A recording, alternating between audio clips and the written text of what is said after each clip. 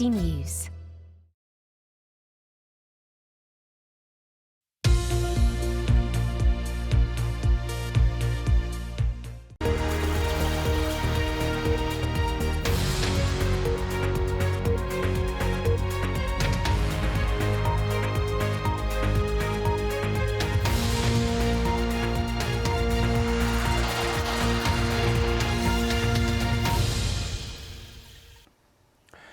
Live from London, this is BBC News. As the warnings grow about the catastrophic conditions in Gaza and fears of famine, the UN Security Council looks set to vote on increasing humanitarian aid. We'll be live in New York after days of wrangling about the exact wording of the UN resolution. Will the changes be enough for the motion to pass?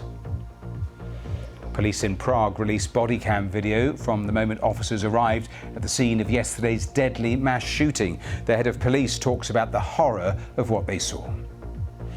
Well, this is the scene live from the Czech capital, where people are laying hundreds of flowers and candles as tributes to the victim. We'll speak live to our correspondent.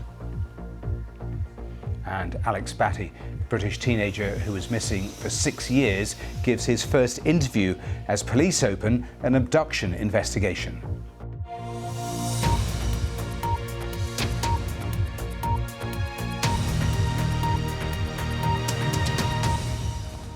Hello and welcome to today's Verified Live. We start with the Israel-Gaza war because in the next hour or so we think that the UN Security Council will vote on humanitarian aid for Gaza.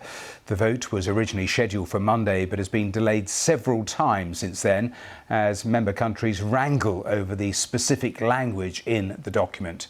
Well, the original draft called for a sustainable cessation of hostilities, but the final version calls for creating the conditions for one. The United States are the key players here, having vetoed all previous UN resolutions since the start of the war, but they say they are ready to support the latest draft. I just want to show you the latest pictures from the UN because various member countries just talking there. There are live pictures coming in from the Security Council into the BBC, but we still await confirmation that we are going to get that vote after all the wrangling we've seen this week. Still, we wait for certainty of that and, of course, an exact time. So we are keeping an eye on that and monitoring the situation. But let's hear, first of all, this hour from the US Ambassador to the United Nations, Linda Thomas-Greenfield. We do have that resolution now. We're ready to vote on it. And